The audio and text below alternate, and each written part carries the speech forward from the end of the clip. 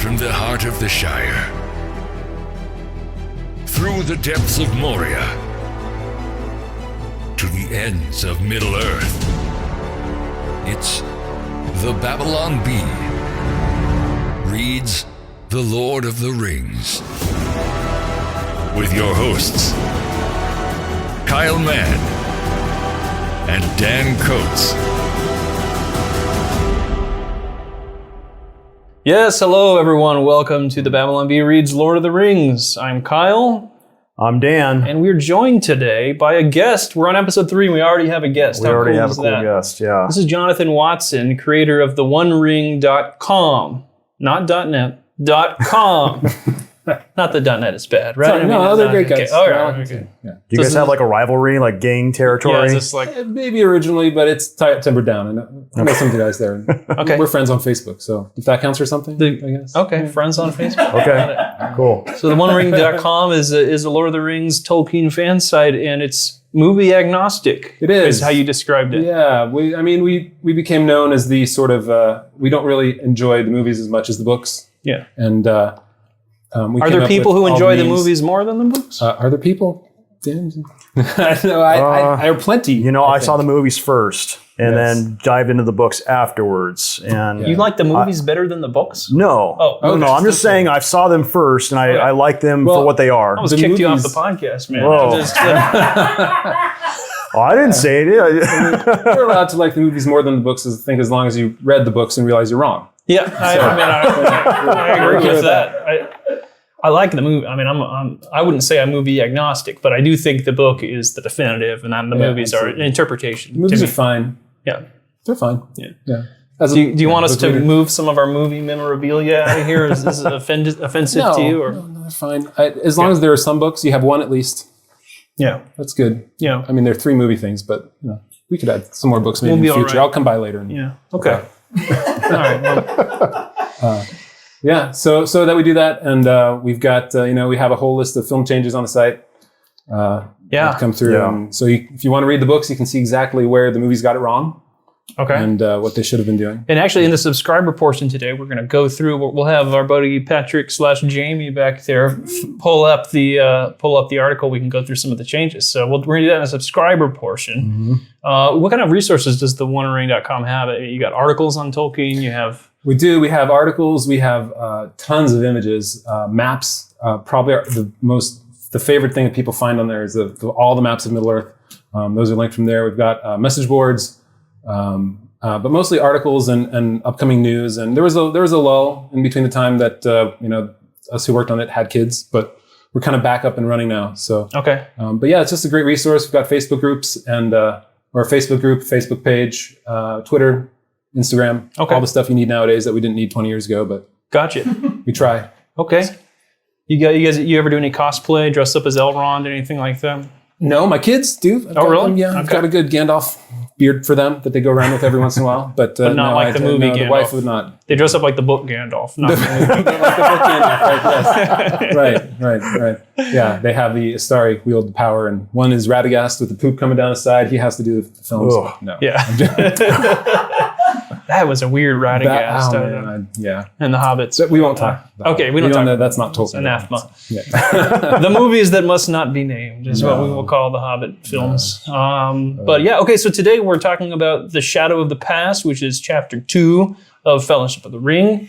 So far we did the foreword, prologue, and long expected party, and it ends with Frodo kind of looking over back end, and it says Gandalf did not return for a long time. So that's where we live off. So in Shadow of the Past, when we start off with the chapter here, this is, I think, probably one of the first major deviations from the book that we see, or from the movies that we see here in chapter 2, is just this time gap. Because in the movies, Gandalf goes off to Gondor, and I don't know if they ever say how long it is in the movie. I don't. It's like the Rocky montage. Really brief, it's just like it's he's like in he Minas goes there. Tirith. I got to speak to Saruman, and then he's like, Yeah. "Is it secret? Is it safe?" And, that's pretty much. Well, and in the time gap, like he says, "Keep it secret, keep it safe." He leaves, and then like 3 minutes later, and then he's like, "Is it a secret?" Yeah. Like, you just told me. It happened. Like I went to bed and you're back, but yeah, it was.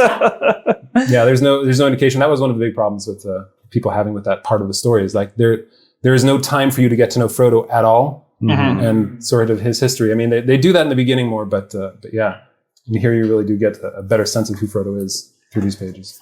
Okay, so so Shadow of the Past. When we start out, the Shire is still abuzz. Hobbiton is still abuzz with talk about Bilbo's party and his sudden disappearance, and Gandalf doing a flash of light, and then everybody thinks that Gandalf is the one who like spirited him away or something like that.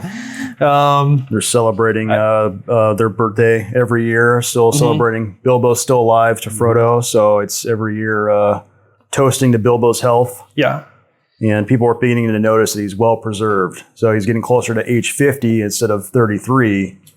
And they're noticing that something's weird about Frodo. He's not aging. So does he have the same preservation from the ring that Bilbo did? Because he's not using it, right? Because he keeps it on a chain. Keeps it on a chain, but it still just says Frodo. Just the mere presence and proximity. So if you had some bread that was going stale, you could just just throw it out there. Yeah. Put the one ring on there. That's why they need Sam to trim the edges all the time. They're just growing. Yeah, I love this. Right in the beginning of the chapter, it talks about this legend of Mad Baggins that comes about. Yeah, it's like future history now. It's like they're pushing yourself even up further, and I like how how the history of now is being told. Yeah. But this is how Tolkien thought, because he thought in terms of history and linguistics and how things develop, how languages develop, how myth develops, how folk stories develop. And so he has this event that happens in the book, and then he talks about like 100 years from now, the kids still, it's like how Santa Claus comes about. Like there's Mad Baggins. Right. It makes you wonder a little bit, because in the previous episode or previous chapter, it's been 100 years since Gandalf came with fireworks too. And so you can kind of almost see that there's that history there with the fireworks and like the lore around that, and now they're already pushing forward another 100 years after that. Yeah, that's fantastic. Yeah, there is a real difference between the way that Tolkien sees these things developing. He's not right. You get the sense that Tolkien didn't sit down and go like, here's my 30 narrative beats for the story that I need to hit. Right. I mean, I don't even say you get the sense. That's what happened. He built this world. Right. Or a lot of authors say the story's going to tell itself while I'm writing it. And like, no. He took 50 years to write the story, essentially, like 40 years. And he knew exactly there's a reason for everything. Nothing is left without reason in this stories. But what's fascinating is it still does hit all the story beats that you need, and it still just reads like a just cracking novel. Like you don't have to dig into Silmarillion and the histories and stuff to get it. Like it's all this bonus material, really, but it was written before, which is fascinating. I like the picture we get of Frodo that he's going on these long walks under the stars. And he's got like this growing anxiety about him, that he's longing for adventure the way that Bilbo kind of raised him. Absolutely. And he's going on these paths, and he says the old paths are too well trodden. So he's starting to get like this desire. Doesn't it talk about the maps? Like he sees the maps and he sees the white borders beyond the end of the Shire. And he's like, I wonder what's out there, you know? Right. Or is it the Tookish side or whatever they would say? I got this feeling of like foreboding, almost this is the wrong term, but almost a Lovecraftian horror feel when he talks about, you always see Frodo like wandering through the woods at night under the stars, and like, you just get this image of this ominous shadow that's starting to spread over, and some of that is seen in the way that Frodo is starting to kind of wander further and further. And not only that, he's noticing the strange people walking through now. Yeah. And why are they walking through? And there's no reason given for that. I mean, I think later in the chapter there is, but it adds to the tension of the story. Without having to be direct about it, and like in a movie you'd have to be. Yeah. So I think maybe here is where we first get this background plot point that the elves are leaving. And Tolkien does this great job where, I mean, obviously he's writing these histories, and at this point, the Third Age is winding down, and you get the feeling that this isn't just set in some random time in Middle Earth. I created this world, Middle Earth. What year is it? I don't know. It is this declining age, and that's one of the main themes of the book, I think, is this shift in ages and shift in season. And so, he talks about, he sees the elves, they were leaving Middle Earth and were no longer concerned with its troubles. Frodo now often met strange dwarves of far countries seeking refuge in the west. They were troubled, and some spoke in whispers of the enemy and of the land of Mordor. So what a great way to I don't know, he's offering us some exposition without really doing any exposition, just this background of who Frodo's meeting out there. And I love this line, this almost horror, this would be in a horror novel, right? And there were murmured hints of creatures more terrible than all these, but they had no name. Like, what is that? You're just like, what creatures have no name? I'm freaked out now, you know? Yeah, and he doesn't leave that as just something that we don't worry about. It actually happens like in the very first step when you hit the Nazgul and then the Watcher in the water and then the orcs, right? And these, the Watcher in the water, crazy creatures. Like it's hard to imagine what it is, but it's terrifying and horrible. Yeah. So he like you said before, he had it all planned out. It's not left alone, right, to be undealt with later. I'm probably getting ahead of myself, but the Nazgul stuff is just insane. Like these invisible creatures like wandering around in cloaks, questioning people. And, I mean, I'm getting ahead because I think that's probably in the next couple of chapters. But though he does mention like the who they are was built here, whereas in the books, it was, or in the movies, they gave that to us right away. Whereas here, they talk about it, you don't really know when the Nazgul first approached. Is that who he's talking about, or are we hearing that? But here they talk about the nine mortal men doomed to die, who are the Nazgul in the end, and that's further down. I think one of the things that drew me into Tolkien a lot was the way that he crafted his words. There's one phrase in one of the chapters coming up that just like hit me really hard. But I think one of those phrases in here was when he's with Gandalf. And the line is, everything looked fresh and the new green of spring was shimmering in the fields and on the tips of the trees' fingers. And I think in such a small phrase, he can capture like the very beginning of spring without going into, way too many adjectives and adverbs and other things that we don't really care about. But like just the spring was shimmering in the fields and on the tips of the trees' fingers. Like I love the way he crafted words. And I think that was one of the things that drew me into him so much, is that he was so good by capturing your heart and your emotions without using so many words that you'd have to trip over them. Yeah. So that was one of the phrases in this chapter that I just thought was beautiful. It's better than George R. R. Martin, who is he uses the phrase multiple times, useless as nipples on a breastplate. That's right. Not quite as poetic, I don't think. It's descriptive. Not quite at Tolkien level. I don't think it's in Return of the King. So I love this chapter. I think it's one of the oldest of the tale that Tolkien said he wrote down first. And I really enjoy how it's happening in the Shire. So you still get those glimpses of like normalcy. All the hobbits are just going about their business. They're in the tavern in the Green Dragon at Bywater, and you get introduced to Samwise Gamgee. Oh yeah, he gets brought in. One of my favorites. And we'll talk more about that, but just you have these glimpses of these ominous tidings, and all these hobbits are completely clueless. They're just bumbling around, enjoying life, going to the tavern. Yeah, one thing I think they lost in the films was didn't this whole thing happen at night? And what I like about this is it's actually daytime. It's daytime when they're talking. So it's like everybody's happy, everybody's oblivious, and then they're like in the secret meeting, like, hey, You mean with Gandalf and Frodo talking? Yeah. So in the movie, if I remember right, it was at night. Yeah, in the movie, yeah. Because here, it's important that it's a day because Sam is walking around cutting the hedges or whatever. Yeah. So I love that we're introduced to Sam Gamgee sitting at the Green Dragon, and I think that's kind of like a Chestertonian thing about him, that he believes in myth. He believes in like the wonder of the world. He's talking about dragons and... so we meet Sam first at the Green Dragon. Yeah. They're just doing Hobbit things, drinking and talking about stories. So he's sitting there with the miller, and they're talking about... there's talk about things going on in the world. Everybody's like, good crop this year. And Sam's like, so dragons? Yeah. right. Yeah, and everyone's making fun of him for fireside tales and children's stories, but Sam retorts and says, I dare say there's more truth in some of them than you reckon. Right, and that's just Tolkien Take dragons now. Himself into the story there. So I just love that that's how we get into Sam and who he is and what he's about. Right. And I will say the movies did capture a little bit of that, I think, with how much he wanted to see elves, which is at the very end of the chapter 2 here, where clearly Sam has no hesitation in wanting to go with Frodo. Wanting to be with Frodo. Although I think one of the things to look at here is that a lot of the folks who see Sam as a friend of Frodo. The relationship is completely different in the books. He calls him Master Frodo because he's kind of his employee, right? And that's the reason he goes along with him. And so it's a different relationship, and there's sort of a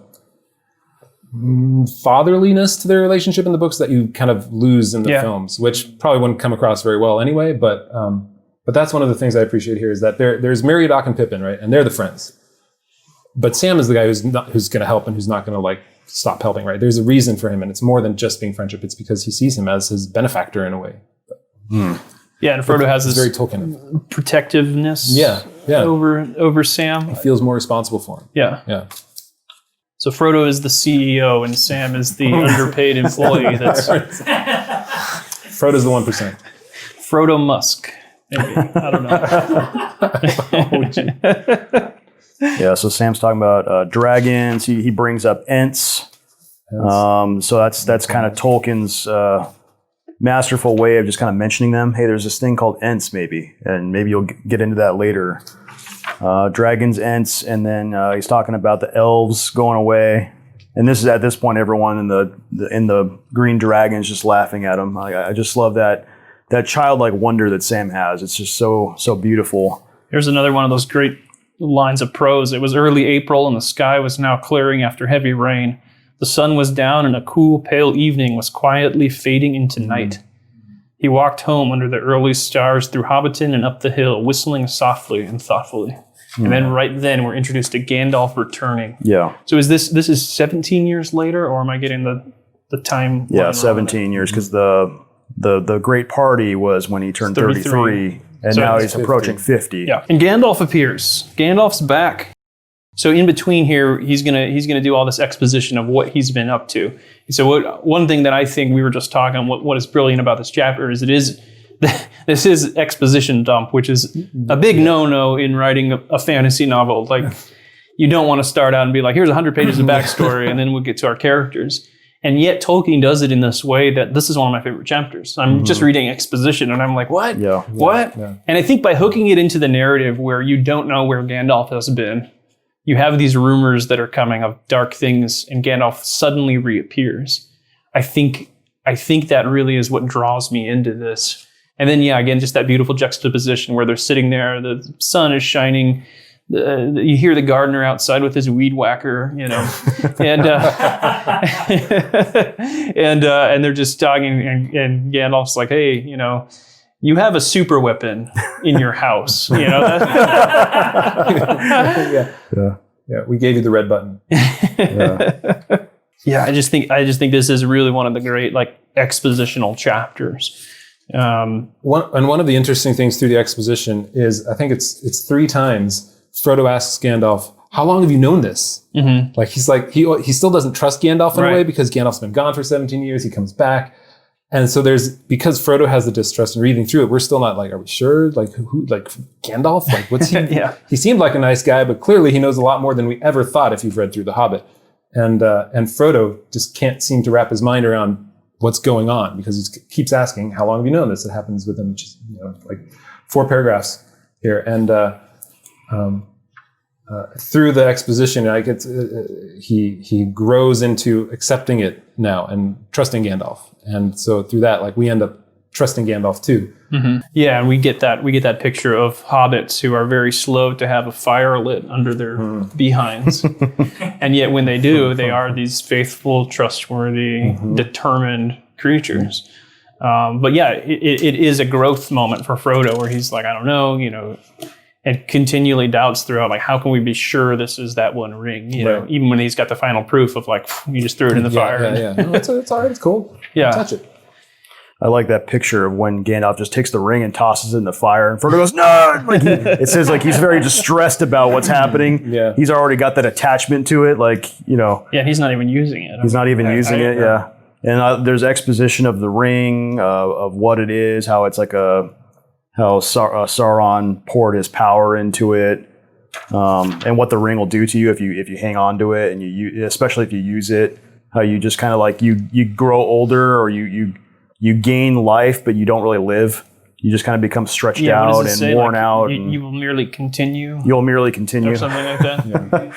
there's something really creepy about that line too. I probably have it highlighted somewhere, but where he says, "You'll merely continue and become this like empty shadow floating around the world." Like, it's just like, whoa, geez. Yeah.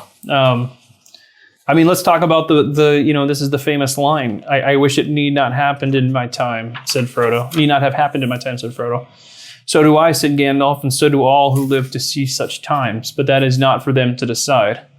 All we have to decide is what to do with the time that is given us. I mean, what a great line. In the movie, he's moved to Moria, if I remember right. But here, I mean, just it's a great moment, and I think it is better here in the books because it is where Frodo is still.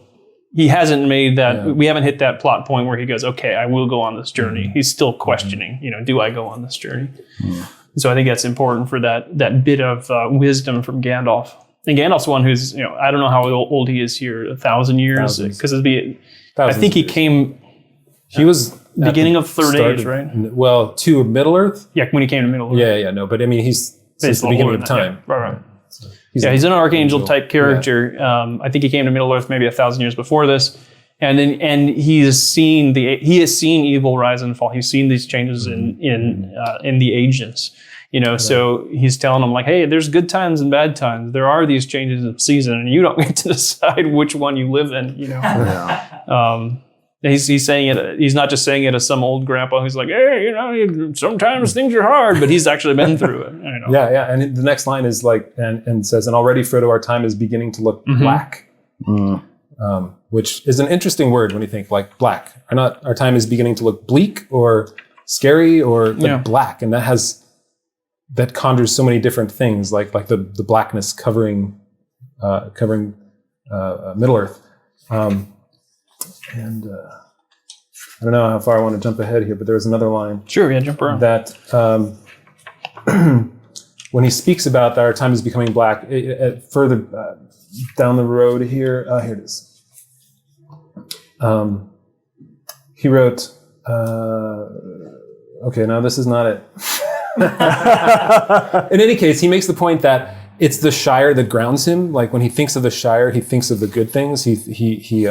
He comes back to that in his thoughts. And so when he sees that our time is becoming black, like to him, it's going to come over with the Shire, and then I'm going to lose my footing too.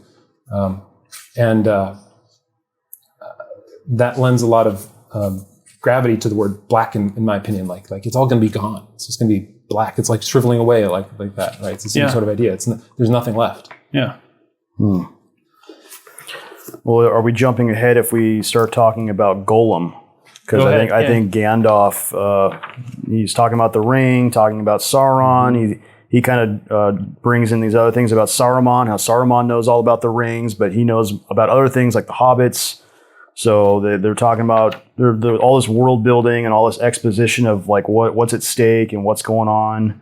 And then he starts talking about how the ring came to him through Bilbo, and Bilbo got it from Gollum. And what I have found interesting about that part is that he's concerned that he's got this ring. What's it going to do to him? And then they start talking about Gollum and how he's related to the hobbits, and how Frodo is like very distressed. Like, I can't believe he was related to the hobbits. Like, there's no way. Yeah. And how he became. Yeah. Maybe we can talk a little bit about what the ring did to Smeagol / Gollum. Like what. And because he's worried about Bilbo, is Bilbo going to be okay? And Gandalf kind of tells him, well, he voluntarily gave up the ring. Yeah, that's a good sign. That's the most important thing, that he was able to let it go, even with struggle. But Gollum never did that. He had the ring taken from him. So yeah, let's talk about Smeagol a little bit. I mean, was there already something dark in Smeagol's heart? I mean, that's how it seemed to me when he goes for the ring. That. It's not like the ring made him do that. No. Well, he killed his friend to get the ring. Right. I mean, obviously there was a will of the ring that was doing that. Yeah. Yeah, and clearly his grandmother already had it out for him, because she ended up kicking him out like a little bit later. Yeah. But it's all grandma's fault, really. Yeah, he never came across as an okay guy, right? Tolkien never took the step to say, he was loved by his people or anything along those lines. He wasn't like this happy guy. He was already down that road. There was nothing like a Bilbo who, pity would have stayed his hand. Pity did not stay his hand in killing his brother. Yeah. And so he's not a good guy from the start. I would agree with that. I like the description of him. He's like running away from the sun, running away from the light. Yeah. And there's like that exposition of him, like It's like one day he just looks up and he's like, I hate that thing. he shakes his fist at the sun, and then he looks and sees the mountain. He's like, I bet I can go very deep and get under there and get away from the sun finally. Right. Just kind of something And then interesting he finds about nothing there. Like Tolkien makes the point, like there was nothing there. Yeah. Like there was no sun, but there was nothing. It was black.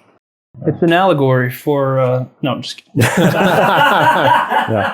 We need shock collars or something. Anytime anybody says allegory, and you just, But one of the good things I like about reading about Gollum is that Gandalf makes the point that he's not wholly ruined, that there's still parts of him. There's a corner of his mind that's still perhaps redeemable or savable, or he's not beyond being reached.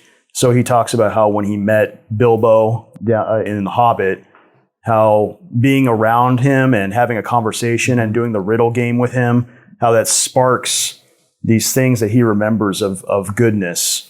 Yeah. I thought that was he's got his interesting. distant images in his mind of like, his goodness. Yeah, he remembers the wind through the trees and the sun on the grass, and so he remembers with fondness, like the good memories still.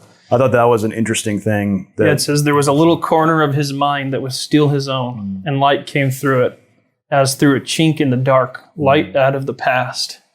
Like, how cool is that? And he says that there's little hope of redemption for him. He says, but yet not no hope. So Gandalf's already got some idea of what may be in store for, or that I don't know if Gandalf knows what's going to be in store. We know there's something maybe in store for Gollum in the future. Other key passages, he hated it and loved it as he hated and loved himself. He could not get rid of it. He had no will left in the matter. I want to talk a little bit too about fate and the role of fate and the finding of the ring, both when Smeagol found it and when it passed on to Bilbo. Because just this story that this giant fish, like, there's like a huge fish that like pulls him down. And I remember watching it in the movie. I think it was maybe in the extended editions of Fellowship of the Ring. I was like, that wasn't in the book. And I go back and read it, and that's actually in the book. Like this big fish grabs the line and like pulls him right down to where the ring is lying, And I wonder if there's a sense of fate there. Either that's the will of the ring or the will of I don't know. I don't know if Tolkien would see it as LOTR or whatever, or God, or but this other, and that's what he talks about here. It was not Gollum, Frodo, but the ring itself that decided things. The ring left him. Yeah. And then he says, but there was more than one power at work. The ring was trying to get back to its master, and it slipped from Isildur's hand. It betrayed him. It abandoned Gollum only to be picked up by the most unlikely person imaginable, Bilbo from the Shire. There was something else at work beyond any design of the ring maker. I can put it no plainer than by saying that Bilbo was meant to find the ring and not by its maker, in which case you also were meant to have it. And that may be an encouraging thought. I love that concept of this fate, that evil has this will that it's trying to bring about, but there's another will at work. Yeah. It's maybe more subtle and not quite as visible. And that goes to the line that he says later too. It was when it was pity that stayed his hand. It was that just the one little good thing that he did. That changed the course of the entire history of the world at that point. Right? If the ring had wanted to do what it wanted to do, it wouldn't have been able to, but fate had something else in store for him. Or the powers that clearly are defined in the Silmarillion, maybe they interjected a little bit there. And I think with that longer exposition, when you watch the movie, I don't think you quite get that idea that the ring wanted to leave Gollum, but it didn't. Well, the ring wanted to leave Gollum, but it didn't intend to get picked up by Bilbo, right? Right. That was not part of the design. That was not part of no. It probably hoped in or and hopes and itself, clearly in the movies they don't ever harken back to anything other than the power of Sauron. Right. And everything's always about the ring, and the ring wants to get back to its master, and it's trying to get back to its master, and it even hints, I think, a little bit at it would use whatever it could to get back to its master, including hobbits. And so I think that the whole idea that there are two powers at work is kind of lost here, but the power of the small goodness of a Bilbo can still overcome the greater power of a Sauron just by by wanting his 5 meals a day instead of like wanting to be invisible and taking over the rest of the world. Did we talk about that? I think we talked about. I don't remember if we talked about it so far on the recording, but talking about the idea of the powerful versus goodness, and greatness versus goodness. I think in the mind of Tolkien, this is the chapter right where I read ahead, so I don't remember where it is, but where Gandalf rejects the ring, where Frodo says, "Why don't you take the ring?" And Gandalf turns all towering and fills the room. Don't tempt me, Frodo. You know that whole. I think that whole idea of the little good things. And I don't have necessarily a specific part of Tolkien's history I'm thinking of, other than I know that it was in World War I where he saw the goodness of helping his friends right in the trenches, and the massive destruction of the good power versus the huge evil power battling together. But it was those little good things that sort of helped him along, and seeing his friends and remembering what he had before. So yeah, I don't know. It's tough to know exactly where that would. Yeah, that line that Frodo says, it says, "You are wise and powerful. Will you not take the ring?" So there's this idea, you're more powerful. You can handle it. Yeah. And the idea is that, being more powerful would be worse. Right. He says, "No," cried Gandalf, springing to his feet. "With that power, I should have power too great and terrible. And over me, the ring would gain a power still greater and more deadly." So that idea of like that power, getting more power just corrupts you. Yeah. And the power would be over you, not you over the power. And I think Tolkien sees, I don't know if power is the right word, but he sees greatness as distinct from morality. Like you can be a really great man and be really horrible, Like the more talented, wise, strong you are, the more you can be used for evil or good, And I think that's where he saw that ring as having that potential to slide him all the way to the other side. I don't know how humble of Gandalf, even though he's like this archangel, to be like, nope, that's not for me. Not me. Yeah. Yeah, and I don't know if this is harkening back too far, but when you go back to the Silmarillion, the power of creating those Silmarils, right? And they were beautiful and they were good and they were lovely and they drew people together until they didn't, because they were so powerful and everything went haywire after that. Yeah. Because people wanted that. And so... Yeah, and I saw an echo, like this is... in the way that history kind of repeats itself and goes through these cycles. And I think maybe that was something that Tolkien was kind of alluding to, with the Silmarils having these huge wars over these beautiful jewels or filled with light or whatever, And the same thing here. We have this beautiful, even though this was created by evil. But but still the juxtaposition of beauty and destruction is real here too. And he makes that point, is like, beautiful doesn't mean good. Right. And beautiful might mean a lot of power, but it causes a lot of destruction when you deal with beauty too, like that, like massive beauty that has just been injected with so much of personal responsibility and like how much you put on that object itself. It's, in the end, it's just not worth it. So you're saying this is an allegory? No, totally an allegory. I just see a parallel too in the way the Silmarils are cast. That is how it ends. It's like I cast this into the sea, I cast it into the sky and the earth or whatever. And then this one, it's like cast it into the fire. Yeah. And they're both gone forever. Yeah. Right. Quite so. Quite. Well, is this a good point to break into subscriber portion? We can jump into subscriber, I think. Yeah. So we answer questions from subscribers, comments, questions you have. We dive more into the discussion, and we're going to go through the article on theonering.com that talks about the differences between the movies and the books. I know we won't get to the whole thing, but we'll hit some of the main points. Before we wrap up, or as we wrap up, we do have the first mention of Aragorn in this chapter, which is important. And I love the ending that Sam has been cutting the grass the whole time, and then Gandalf like grabs him. And then just the very end there where he says, Sam fell to his knees trembling. "Get up, Sam. I thought of something better than that." He's threatening to turn him into something or whatever.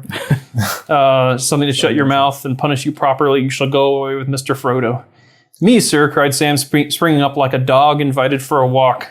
"Me go and see elves and all? Hooray!" he shouted, and then burst into tears. I love the dry, subtle humor of Tolkien. Right, we're into the depths of the history of Middle Earth, and it ends with a hooray! This guy just starts crying because he's so happy or whatever. Like, that's just fantastic. And Sam's a great character. I mean, we'll be able to follow them through this whole thing, which is great. So it's just sad he never got to meet. Well, we'll talk about that. All right. So thanks for coming on, Jonathan. Sure. You guys check out theonering.com. Follow along with us. Please read chapter 3. 3 is company, I think it's called, before next time. And we're going to walk through that next time. I'm sure if you enjoyed this, we can have you back for future episodes. Love to be. As Yeah, much time as absolutely. you have. Sure. Check out theonering.com. And then if you're a subscriber, join us in the pub. The pub. We're going to talk about the differences between the movies and the books. All right. There we go. Peace out, everybody. Coming up next, for Babylon Bee subscribers, Neo Hillbilly says any audiobook recommendations, especially free ones. But between some of the humor, Gandalf being kind of klutzy and, completely confabulate all the time. He's like, oh, where's the ring? Like, it just felt very much not like the Gandalf that I already knew. Maybe it's hard for me to separate them. Like since I saw them first, it's hard for me to read the book and remove all the images that are burned into my brain. Oh, this is what Aragorn looks like. Put a breastplate on him. Like, all of a Can I have sudden- nipples? With nipples on. Kyle and Dan would like to thank Seth and Dan Dillon for buying us cool swords and paying the bills, Adam Ford for creating our jobs, Ethan Nicole for creative direction, and all the writers at the Babylon Bee, Matthew McDavid for guiding studio operations, Patrick Green for show production, Cacklin Petty for laugh tracks, the Babylon Bee subscribers who make what we do possible, and you, the listener. Until next time, this is Austin Robertson, the voice of the Babylon Bee reads The Lord of the Rings, reminding you that even the smallest person can change the course of history.